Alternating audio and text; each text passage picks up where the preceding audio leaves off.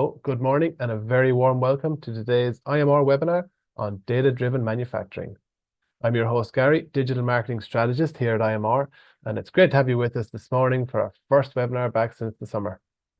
Today, we're really excited to present a practical use case on a journey roadmap in data-driven manufacturing that we supported Boston Scientific on last year. When we talk about data-driven manufacturing, we're talking about a modern approach that uses data and advanced analytics to optimize processes, drive efficiencies, and uncover real opportunity for improvement.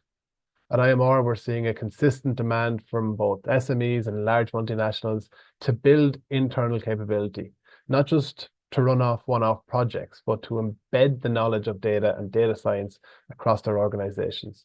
That means supporting lean operations, surfacing usable and tangible insights, and empowering manufacturers to make better and faster decisions. Our goal is to bring companies on that journey, equipping them with the templates, the training, and the frameworks so that they can carry out projects themselves without relying on external consultancy. I'll explain a little bit more about what we're planning later on, but now let me introduce our speakers. I am always delighted to be joined by an IMR webinar regular, Carlos Garcia. Carlos is an industrial engineer with a career that spans over 2 decades in the private sector. He holds a PhD in artificial intelligence applied to manufacturing, and he has dedicated his expertise to the intersection of AI and industrial processes with a focus on optimization and efficiency. Currently, he serves as the head of AI strategy at IMR, where he works on steering the centre's AI initiatives towards enhancing the efficiency, flexibility, and sustainability of Irish manufacturing companies. Carlos is well regarded for his expertise in both research and strategic assessments, particularly through his work with the Smart Eureka cluster in advanced manufacturing in Europe. As a member of the technical committee, he contributes to the advancement of the sector with his evaluations and inputs. But first up, we are delighted to welcome back Noel Doherty, Senior Software Engineer at Boston Scientific. Noel holds a Bachelor in Science in Computer Systems and brings over 20 years of experience in the financial and medical device industries. His expertise lies in integrating manufacturing equipment data and channeling it into enterprise systems. For the last 2 years, Noel has played a key role on the data science site alignment team, focusing on data analytics and machine learning initiatives. If you have any questions throughout the webinar for either Carlos or Noel, please use the Q&A function on the bottom of your screen and we will get to them at the end. And with that, let's welcome in Noel. Over to you. Super, thanks, Gary. So, hi everyone, my name is Noel Doherty. I'm a Senior Software Engineer at Boston Scientific, have been for the last 10 years. I work in the digital factory team within the equipment engineering department, and my general areas of focus really would be generative AI, legacy equipment connectivity, and data analytics, which is the focus of today's presentation. So the focus of this project was around scrap reduction and yield improvement on the stent coating process. So as you can see here, it's a simple mock-up of one of our production lines. This project, which we undertook with IMR, it's a 6-step process, which we follow to coat our stents with a drug-eluting solution. So each of these steps here does a different task on it, and the carrier carrying stents goes all the way from process step 1, 2, 3, all the way down as far as process step 6. There's a different task done at each of the process steps. So for example, at process step 1, we have the stents would be prepared, they'd be weighed, and they'd be given an ID. At process step 2, the stents are resized, and at process step 3, that's where the coating process happens, and they pass all the way down in the carrier to process step 6, where they're inspected. The quality would be affected by factors such as the coating integrity and the drug quantity. And at each of these process steps, we continue to gather data of such as images, process inputs, process outputs, or process data. We might have data on defects, on scrap, and on the carrier performance. So what were the goal and objectives? As you can see here, they are to reduce the cycle time and prevent scrap as early as possible on the line. We also want to remove damaged, defective carriers and have an automatic solution in place where we could remove underperforming characters. And if we could do this, it would give us a 1% savings, which would equate to 300,000. So I suppose one of the biggest objectives, or one of the biggest challenges rather, in the industry today is that, we have all this data, but how could we use it effectively, or how can we transform the data into something meaningful? So as you can see here, this guy in the top left, he's that problem. He's all this data, and what does he do with it? What are the opportunities that can be got from it? And what we learned straight away was that we needed a better business understanding. We looked at the challenges that needed to be addressed in order to successfully execute a project.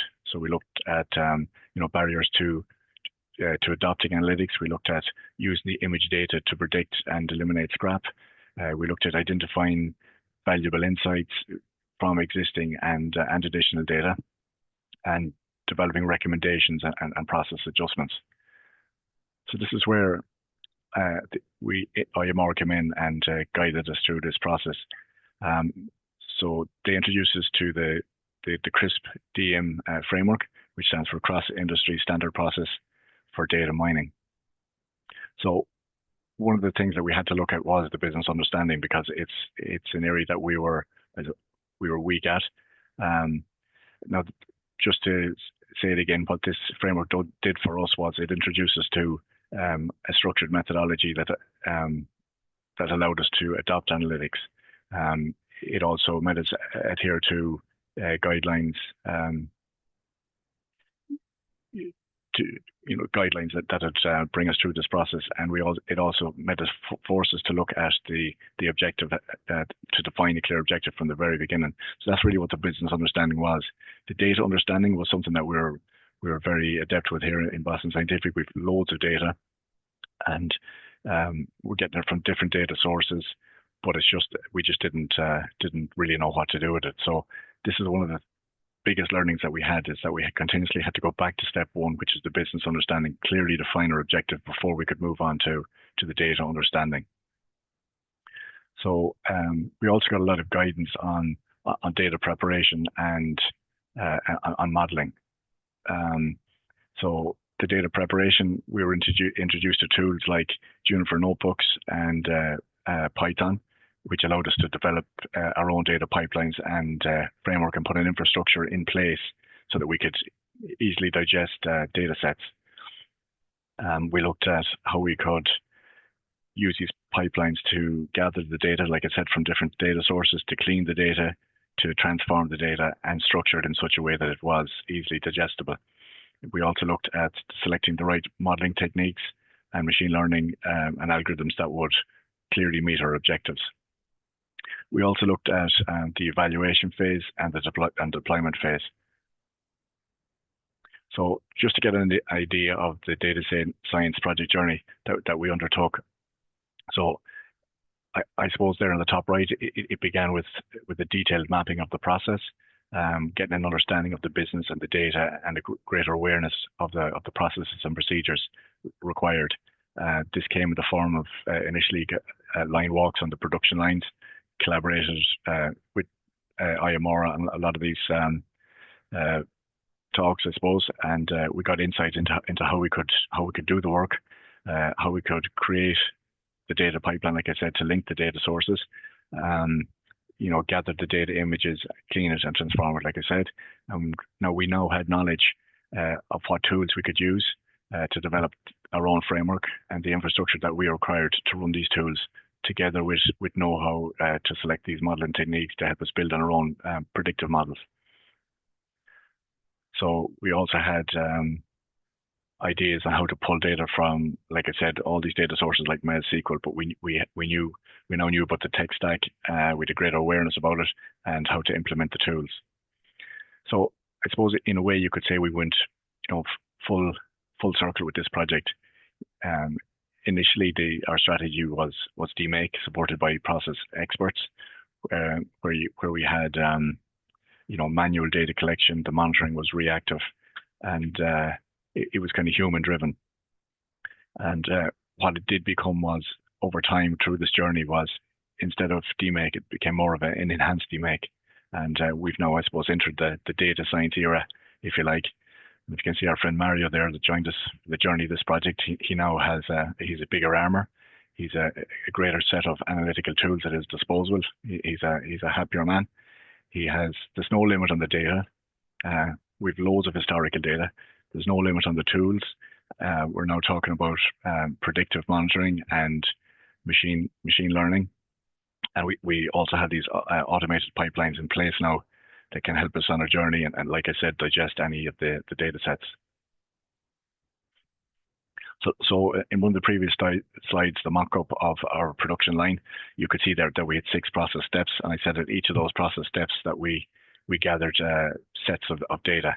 Again, on the top left there, you can see what that was. Anything from images, recipe parameters, process data. And at the top right there, you can see, example of the coating image that has scrap on it. So to support our investigation, we chose a production line that was data rich. There was a lot of visibility and traceability of the data on it. And over a 2-week period, we looked at 3 specific batches. Now the overall yield on the production lines at this time was about 89.15%. But we now had this data set that was just shy of 1 million data points. So what would we do with the data set? So we used this data set and we ingested it into our machine learning through our data pipeline, which we had developed. And as you can see here, we used random forest as our machine learning model. And the reason we chose that was it's very adept at working with categorical data, and it's very good at identifying features of importance, especially ones that are highly correlated with scrap. Now, as you can see here, I've marked features 1 to 47 on the left-hand side, so we have a lot hidden out. But on the very top, we identified that the number 1 feature was in fact the carrier, and this was identified as the most important feature that was highly correlated with scrap. So once we knew that, then we did some analysis on the carrier. So we looked at carriers that had 1 scrap, we looked at carriers with 2 scraps, and we looked at carriers that had 3 or more different scraps on them. And we found that the smallest subset of carriers was contributing to 25% of the scrap. And as you can see there, worst carriers, 26 carriers, and that's associated with 24.8% of the scrap. And on the bottom right there in the image, you can see those actual 26 worst performing carriers and their associated yields. So this was bringing us closer and closer to our solution. So we determined that if we removed 3 consecutive scraps, that it was going to prevent a further 25 scraps in the future. So what we did was we simulated 3 test cases, and to determine, I suppose, the number of consecutive scraps, and to balance, we were really trying to find out how to balance how this would work between the number of carriers that we removed and the yield itself. And we could see here that if we removed a carrier that had 2 consecutive scraps on it, it was going to the simulation detected an increase in the yield of 91.41%. And same for if we removed carriers that had 3 consecutive scraps on them, it was going to increase the yield to 90.84%. And those with 4 consecutive scraps was going to increase the yield to 90.38%. So what we did is the balance that we found was best for us was that if we removed 37 carriers, it was going to increase the yield to 90.84%. And that's the solution we went with. So we ended up with a final solution, which was an automated solution. It was using Qlik Sense for predictive monitoring that would determine any carrier that had 3 consecutive scraps. It was going to execute a store procedure on the database, disable that carrier, remove it from circulation, remove it from the production line until it was refurbished and then reintroduced at a later stage. So as you can see here, the measure of success that we've had, what you see there that on that chart is the yields on the production lines. And on the bottom bar chart, if you like, you can see that it was on August 2024 that we deployed this solution. And you can see it's had an incident impact. And you can see the savings on it there from the green plots on the bottom. Yeah, an instant impact, and it's still providing savings with us today, and still has that impact. So throughout this, we finally did have a solution, a successful solution. We executed a successful project. We did meet our 1% objective, which gave us a savings of 300,000. So I suppose just to speak about the outcomes that we achieved here, our yields improved greatly throughout all production lines, across all production lines. Again, you could see the cost savings, which we still get today. There was a lot of knowledge that we gained along the way. Like, we know everything now about what it takes to develop a pipeline and infrastructure, and just implement it and have it in place. I suppose because of that data pipeline, we have now ways that are we can ingest any data sets within our pipeline and visualize them, and that has since increased our number of use cases. We've got a lot more buy-in from the customers here, so that's been very good. We've also since we've hired in this space, known that the tools that are required here, and that's added greatly to the team as well. And just to mention there, the partnering with IMR has given us a strong candidate for a research partner organization. So that's my project, and I'd like to hand you over to Head of AI Strategy at IMR, Garcia.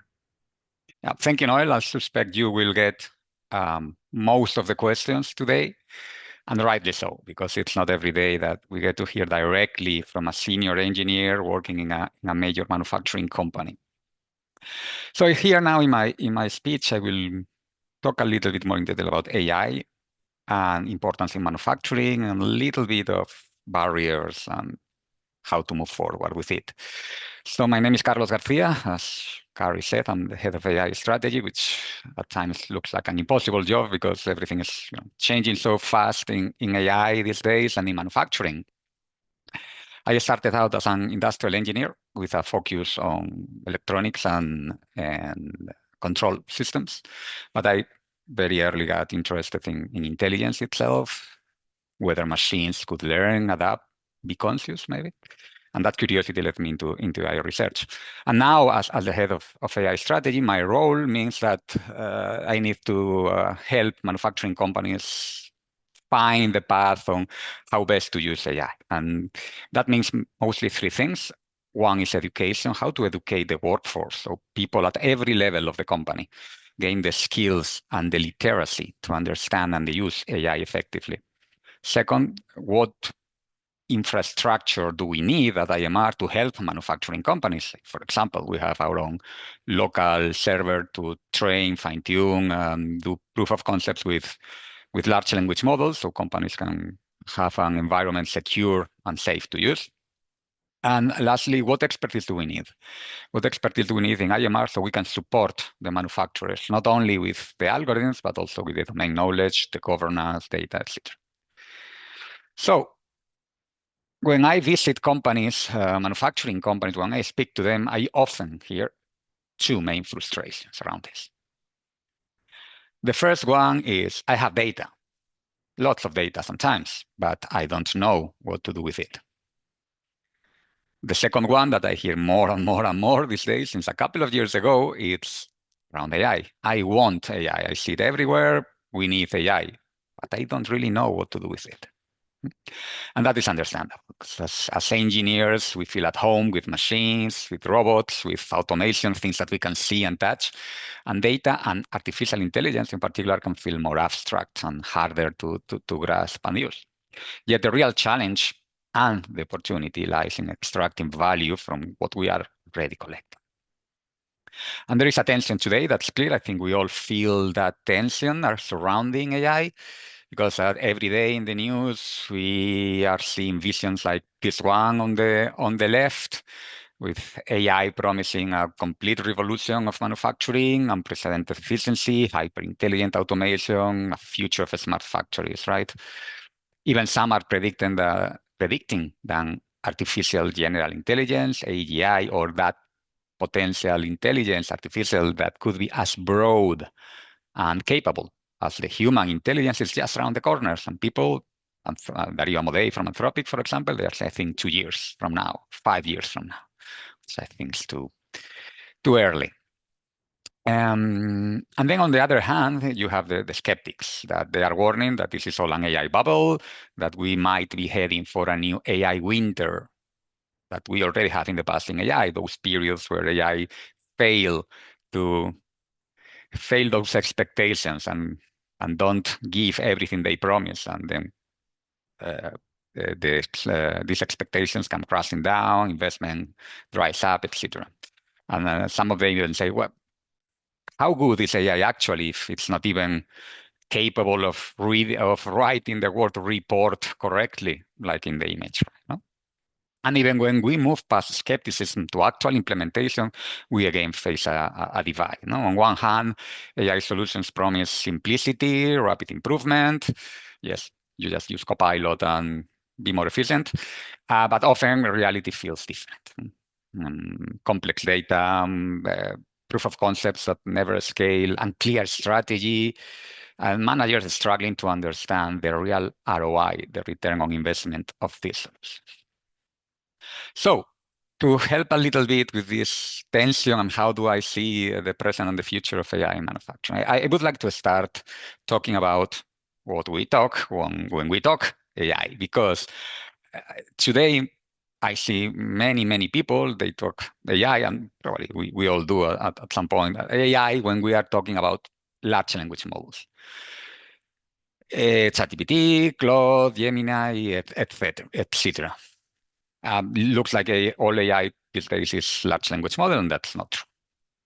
In AI, there are many other algorithms or models. Large language models themselves, they are part of something bigger called generative AI, which is that AI that is most adept at creating new content. But we already have GenAI before ChatGPT, generative adversarial networks, for example, creating new content, helping with design. And then we have many other artificial intelligence technologies that some of them have been around for a long time, decades. We have machine learning and deep learning, HAI, computer vision, which is very successful, meta heuristics, symbolic AI, and more today, neuro-symbolic AI, which might be the future. But in manufacturing, we need more than just clever algorithms, because mistakes here in manufacturing, they have a much greater impact than, say, a bad Netflix movie recommendation, right? In manufacturing, they can mean downtime, they can mean quality failures, lost revenue. And that's why we also need responsible and explainable AI. And also those two areas there tie with the human factor that I will talk about later. This is not just about technology, it's about humans as well. And beyond that, we have many other things. Obviously, the base of everything is data, which, as always, will keep being very important. And you need to have your own data governance, be aware of cybersecurity risks, etc. Then what infrastructure is needed. Sometimes we see companies realizing that the infrastructure to run a full stack of large language models or other solutions can be expensive. And then we have other tools that are supported or support AI, like simulation, digital twins, etc. And then we need to know or take into account the culture and the line integration, etc. In short, successful AI needs synergy between algorithms, the data, the people, and the processes. So what holds AI back in manufacturing? I think there is a little bit of an implementation gap, a gap between the AI's promise today and the complex reality of implementation. So there are many things that can make strategic AI implementation manufacturing challenging. Today, I will organize it into just main areas, the technical and the organization. So what is holding AI back or making it difficult? Well, in the technical aspects, first, the underlying architecture. If I talk now in particular about large language models, they are based on architecture called transformers, and it has its inherent limitations that cause problems like hallucinations, for example, or how they create answers that looks very Very true, but they are not, no, right? And that's an inherent limitation of the transformers architecture that is behind all these large language models, Claude, Gemini, etc. In fact, many people, myself included, we believe that these models are not the future of artificial intelligence. And I do think that someday, I don't know when, someday we will look at Copilot like we look today at Siri or Alexa, some limited tools. Then we have data challenges, and I don't need to go in detail in there. We all know, we have been talking about digitalization for a long time. You all know that your data is a very important resource you have, and that you need to care about it. More and more, with AI being more and more used, you need to have a clear data governance. Responsible for data governance and tools to make sure the data is as much as good quality as it can be. And lack of data governance is sometimes a problem when you use these tools. And then obviously we have data security, and we all know about that. GenAI or large language models bring new cybersecurity risks in the table that you need to be aware of. And from the organizational point of view, well, there are many as well. I like to talk a lot about organizational, not only technical, because sometimes we miss that. So organizational, for example, misplaced expectations, overhype. Yes, there is a lot of hype around AI, and often pushes people, companies to act quickly, and many times too quickly. We see headlines and success stories of impressive AI applications and feel the pressure to jump in without a clear business need. Sometimes they start with the technology and then search for a problem rather than clearly defining a real operational issue. Number two, silos. And I'm not talking just about data silos, which would be more technical, and we know all about that. AI needs to connect to a lot of data around the company, but not only silos in data, but also in the teams. We see sometimes the CEO, for example, saying, hey, you have Copilot here, or this LLM, or this license with ChatGPT, go and be more efficient with it and use it. And sometimes what happens is that different teams in the company are using it separately without talking to each other, and that's a waste of time and of experience. It takes some experience to use these tools and get it to be efficient with them. And if the teams don't talk about them between them, then you are missing something important here to be to move faster. The skills gap. I'm not talking only about developers of machine learning, for example, which is also a skill gap. The industry faces a gap in skilled workers. In Ireland in particular, there is a lot of need for this. Maybe because manufacturing is still seen as something kind of old tech, messy, dirty, and maybe the people from universities prefer to go to Facebook or Google instead of working on manufacturing. I don't know. But it's not just about the more technical, deep technical skills. It's also about AI literacy. Not everyone in the organization needs to become an AI expert. That's not necessary. But fundamental literacy around AI's capabilities and limitations can reduce misunderstandings and increase the efficiency when using these AI tools. And the last one I have, and clear ROI. Obviously, managers would ask, okay, but what is the ROI? If I implement this predictive maintenance solution, this anomaly detection, this computer vision, what's the ROI? And justifying AI investments can be challenging because many AI-driven benefits, like, again, predictive maintenance, quality, anomaly detection, can have indirect or long-term challenges. For example, you implement a predictive maintenance systems to tell you in advance when a machine could fail, and that reduces machine downtime. But the financial impact might appear gradually or in the long term, making ROI to be not that easy to capture. And additionally, AI's value often depends significantly on how well organizations adapt their existing processes and the workforce practices around new AI-driven insights. Again, it's not just about the technology, it's about the culture, it's about the people as well. So how to move forward? Well, as I said, starting with the right use cases, it's it's important. Probably the first step before thinking on what technology to use, you think on what problem I have, what challenge I have. Because not every AI project or data science project is worth pursuing. Success depends on focusing where the impact is real. That means that you need to anchor projects in business pain points, not in the technology trends. Look for areas where data is available and of sufficient quality. Prioritize cases with visible impact on cost, quality, delivery.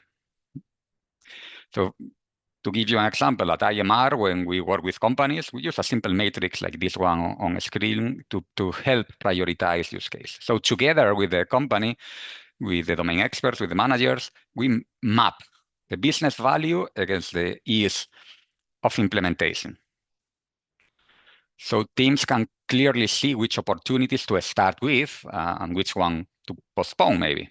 So on one axis, on the vertical axis, we have the impact of the use case. If we solve this problem, what will be the impact, the business value of it? Will the project reduce waste, improve quality, increase delivery, reliability, and by how much? And on the horizontal axis, we look at the technical feasibility or ease of implementation. Do we have the right tools? It's AI a right tool for this, or it's machine learning, it's an LLM, it's a right tool for this particular use case? Do we have the data, the skills, the resources? And then you create this prioritization matrix to help companies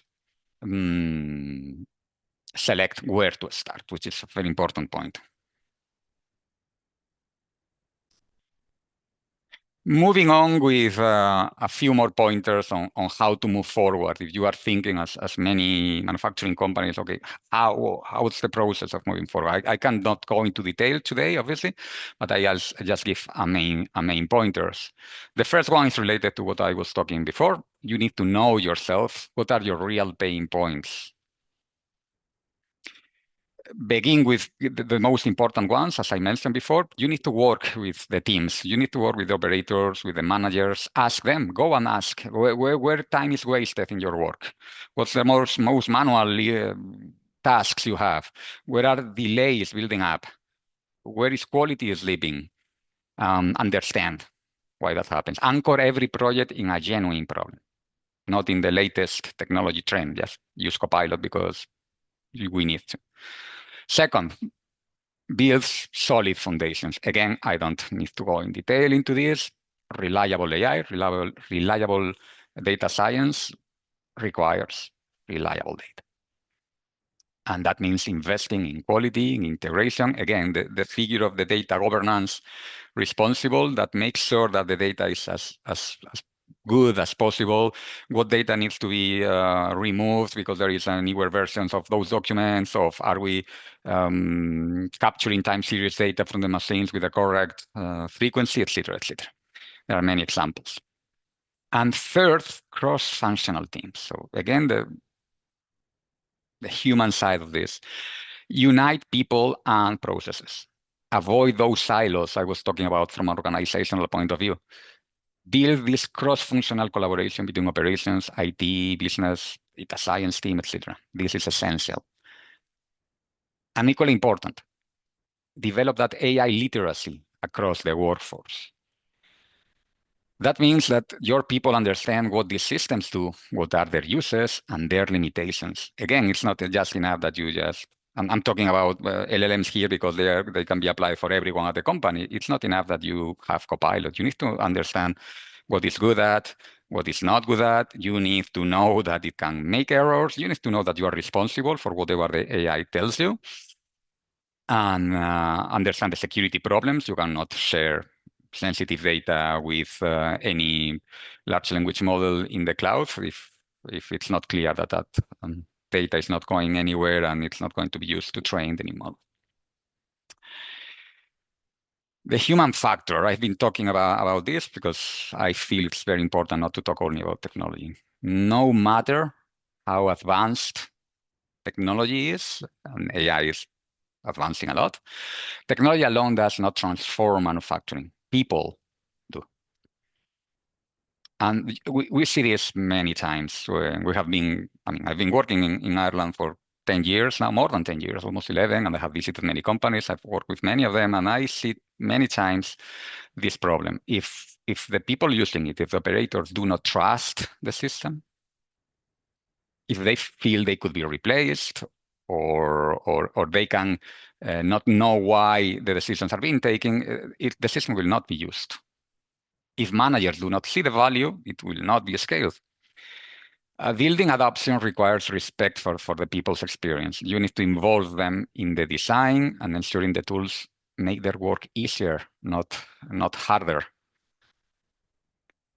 Trust, the usability of the tool, and collaboration between teams are not soft extras. They are the difference between the success and the failure.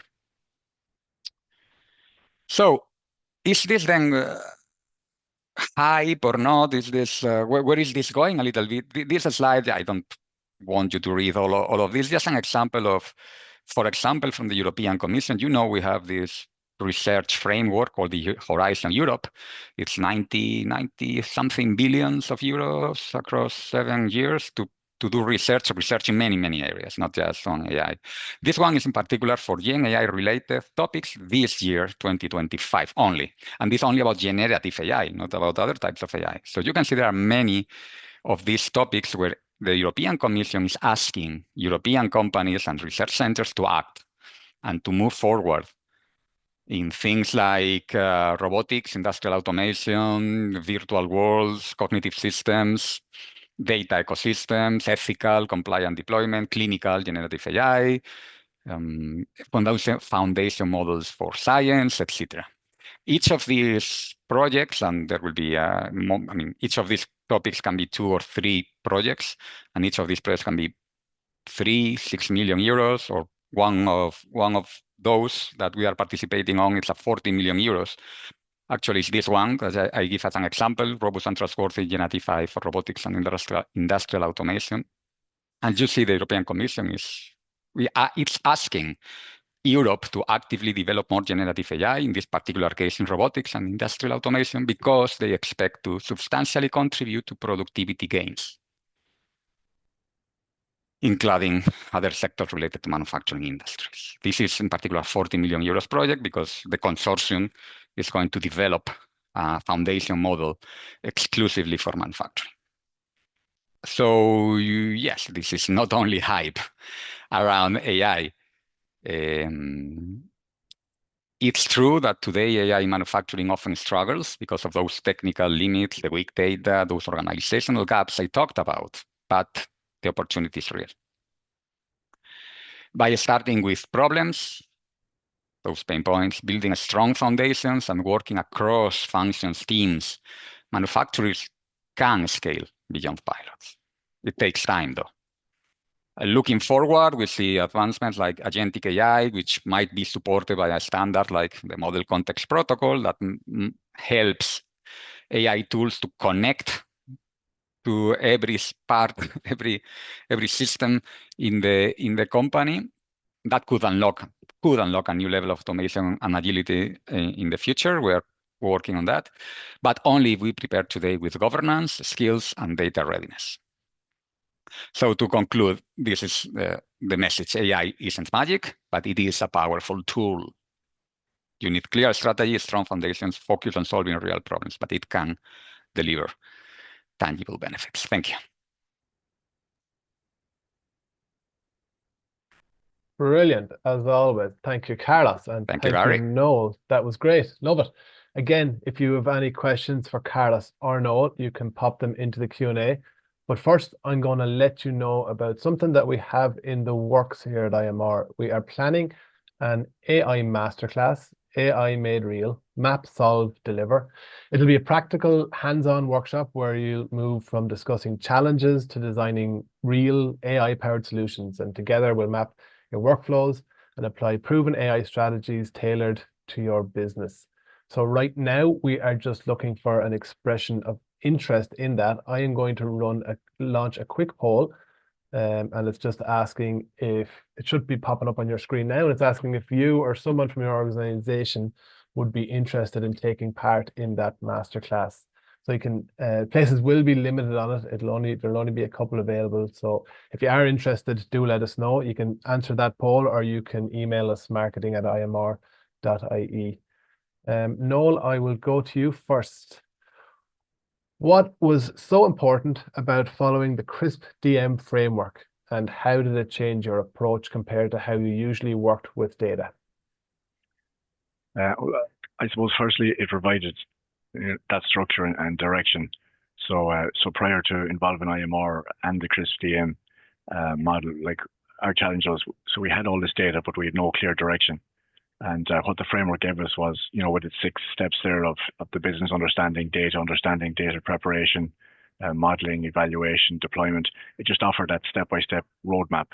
And like without that framework, we had a tendency to skip straight ahead, especially to data understanding and modeling, without even ensuring that our business objectives, excuse me, were clearly defined. So what the CRISP DM, what it emphasizes is business understanding first. And but that was pivotal for us as we defined a clear and actionable goal, and we could quantify our success. And the goal was now, it was a value-driven business initiative. I suppose knowledge transfer was also a key component for all of our stakeholders here. So the walkthrough that IMR completed with us on site, and then the repeated emphasis on each phase of the framework, it ensures that the project team had built up a shared vocabulary and understanding. It encouraged cross-functional participation between everybody involved, from manufacturing, engineering, data teams, and so on. So I suppose in comparison to how we usually worked, our previous approach might have been, data collection, ad hoc analysis, and we used to come to a lot of kind of hasty conclusions. But I suppose under the structured methodology now with the CRISP DM, the approach is it became to define your problem, understand the data, prepare it carefully, and model and evaluate, and then deploy meaningful solutions. So I found we didn't waste too much effort as before, and the analysis was just more focused. Brilliant. And what were some of the challenges that you faced during data preparation, and how were they addressed? So I'd say mostly data overloads without any direction. So we had an extensive history of image data here and process data. As I emphasized there, with nearly 1 million data points collected across several stations and batches. But we had no clear guidance really on what data points were most important and relevant to the project objectives. So the temptation, it was, jump straight into analysis. That was always the temptation. But we had data from multiple data sources, and in fairness, we were able to link them easily enough, but we just didn't have a data set suitable for modeling. So the data needed cleaning, and there were inconsistencies in the image labeling and missing values in the process data. So what IMR helped us enforce, I suppose, was discipline following the model, the CRISP phases, which meant we paused to define clear objectives before cleaning or joining any data, and ensuring that only the relevant features were included. They introduced us to the tools like Jupyter notebooks and Python, and that just enabled efficient data transformation, where we merged separate sources using identifiers such as our stent IDs and our carrier tracking. We wrote custom scripts for cleaning and filtering data, and then later we used these tools to automate the capabilities of our data pipelines. So in the end, we were able to build a high quality data set, and that captured the most important drivers of scrap. And we fed this structured data set into a random forest model for feature important analysis. And from there, we were able to identify that just the 26 carriers accounted for 25% of our scrap. Brilliant. Thank you. And Carlos, don't worry, we do have questions for you here, but another one for you, Noel, while you're on a roll. How did working with IMR change your internal capability for data analytics, and how are you planning to scale that capability going forward? So before engaging with IMR, much of our data work, it was just exploratory really, and it just lacked that any formal framework.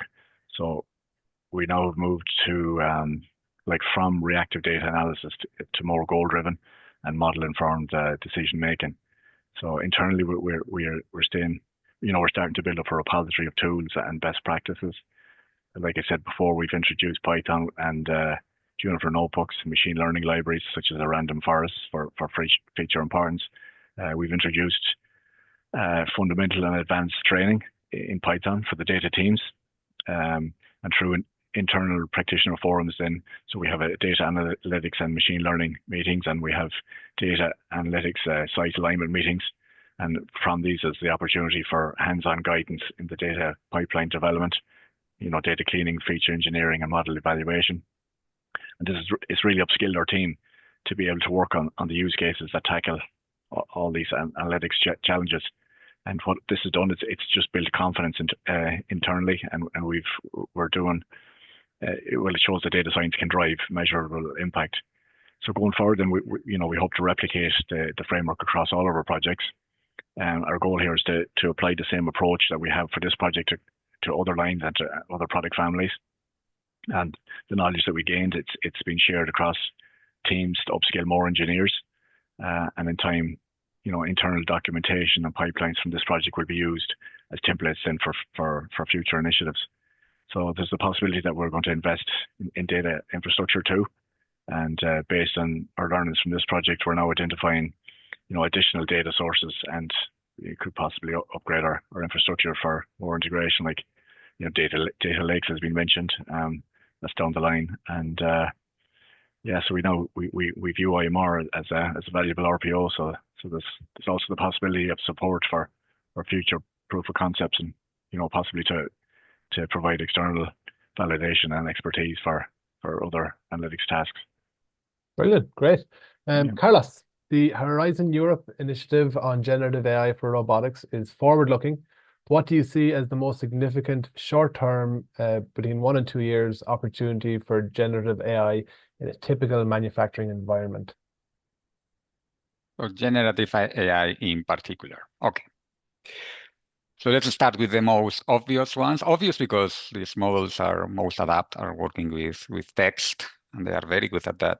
So I would say the document workflow automation, that's no surprise for anything, generating reports, quality, production, safety, any other things, drafting compliance documentation, for example, or helping to do that. So reducing manual time in admin tasks. We see that already in many places. It helps to improve the consistency of the work and minimize manual time. So that's, let's say, the simple one, right? After that, what we see is knowledge capture and let's say operator assistance. For example, I've seen multinationals here in Ireland where they are using it for troubleshooting. I've seen a new error coming into the system, and the operator, instead of going to the manuals available to know what's going on, it just send the question to one of these copilots, and that it was using a RAG system, so they had access to their own manuals. And it came immediately with what type of error and what was the solution. That's also, I've seen this already in place here in manufacturing in Ireland. Human-centric interfaces obviously the human language is one of the main things of working with generative AI, with these large language models. So it can help interact with the MES, with the SCADA, etc. For example, just ask the system, show me jobs that are delayed more than 2 days and that are coming from France or wherever, something like that. We see value in the future in what I mentioned a little bit about agentic AI and the model context protocol. We are working on that because we believe could be interesting.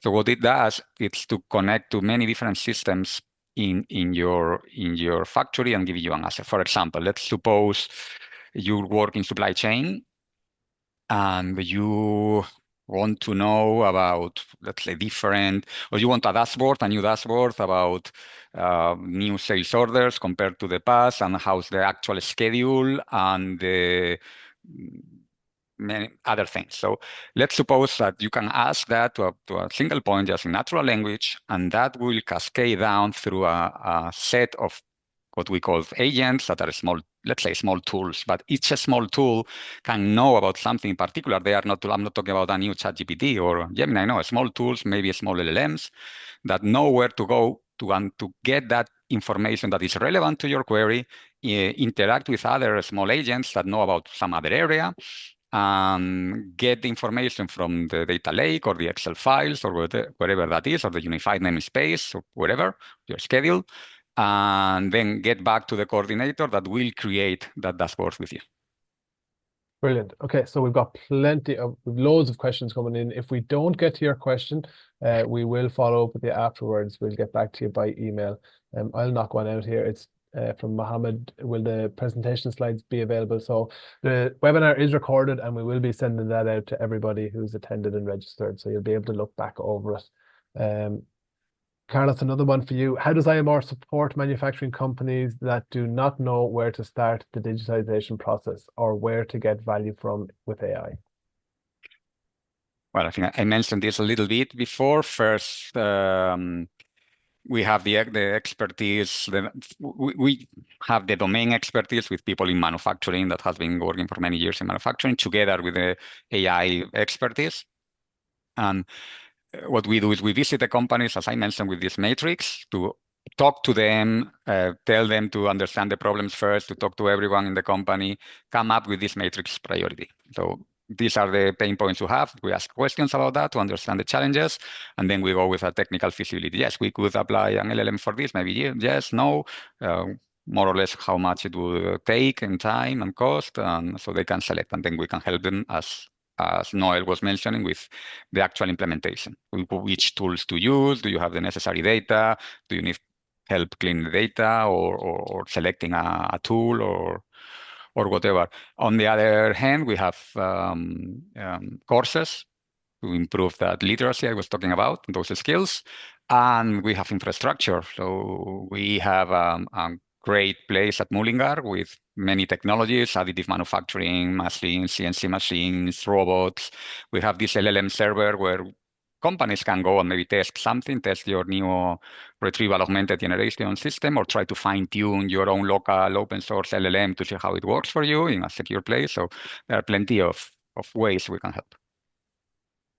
Very good. Thank you, Carlos. Back to you, Noel. What does this solution, I assume your solution, mean for operators and technicians on the floor, and how has their workflow changed, if at all? I suppose while the day-to-day workflow for operators and the technicians, it hasn't changed dramatically. The environment that they work in, it's just now smarter and it's more supportive. So, automation, it helps identify issues earlier, reduces the scrap, and lets the floor team, focus on running the line efficiently, instead of, reacting to avoidable defects like they would have previously. So it's a subtle shift, but it's one that's made their jobs easier and more predictable and more rewarding. Kind of on the same lines, Geraldine says, thank you, Carlos, very interesting. And she wonders if you have any information about the human side of integration of AI in manufacturing. What do the frontline manufacturing workers, the operators, feel? Any stress or anything like that? Okay, that's a big area and very, very important one. I'm not myself an expert on that, but I can tell you a little bit of what I have seen. So first, you need to start with the basics, obviously the GDPR, obviously, and the EU AI Act also tells something about how you use AI and how the workers are safe even when AI is used. So that's the base. You need to know what they say around workers. Certainly, I've seen plenty of times where operators do not trust the AI. Do they feel stressed? That's more difficult to say, because they will not normally tell you, or not us from IMR when we go to visit a company, right? But we can feel that there are no trust. We have seen this, for example, in scheduling. So we developed an AI-supported real-time scheduler, and when put in practice, the planners didn't really trust it because they have been doing that work for 20, 30 years, and now you get something that probably the schedule is built differently, right? So it's difficult to trust. So that, for example, meant that we have a line of research on how to make this scheduling more explainable, on why the reason here, and what if I change that or not. Another example was in process optimization. There was the operators needed to set a set point in one of these processes, And the company itself, they developed a system to do that automatically, but the operators did not use it. Again, that I'm not sure if it was a lack of explainability or trust or something else, but there are many examples where when you put them into practice, AI solutions are not used. And yes, you need to be more and more worried about this sense of I am being replaced or not with this.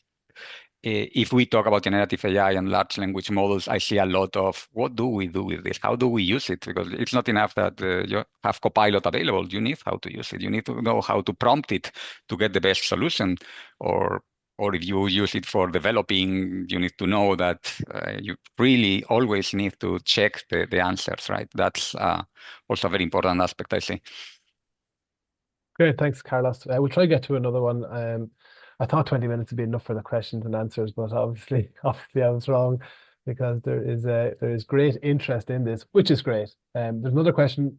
Was the data used for the project already being collected, or did additional data collection have to be organized? And if so, if it was the latter, was that a challenge, Noel?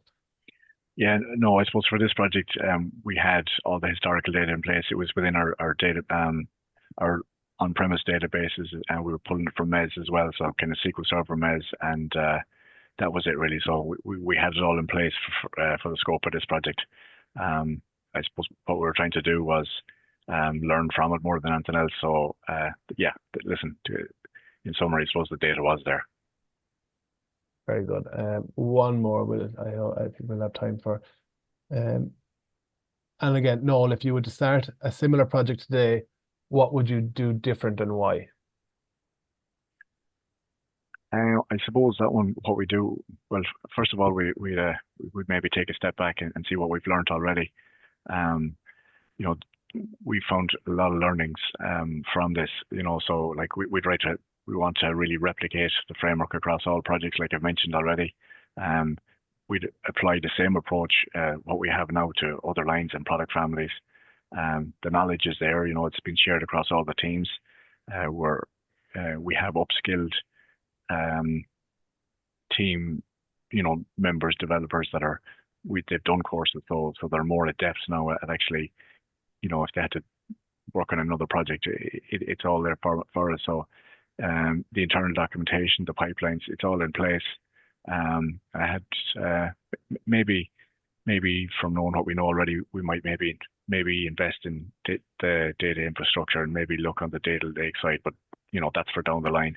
I think more for this project, it was around the learnings and what we could get from it and have the guidelines in place. So yeah, maybe just take a step back, but really just replicate the framework across other projects. Yeah, brilliant. Thank you very much. Well, we're just gone past 1/2 so there are plenty of questions that we will still get back to. Jared, Ronan, Fraser, Abjeet, Dan, Ashling. We'll look at getting answers to all those questions, but for now we just don't have the time. Thank you again, Noel. Great insights. Thanks for joining us. Welcome. And Carlos, as always, great to have you on the webinars. We'll be back again soon. Keep an eye on our social platforms and our emails. Join up to our mailing list and we'll inform you of our next webinar. But for now, have a wonderful weekend and we'll see you soon. Thank you. See you soon. Bye.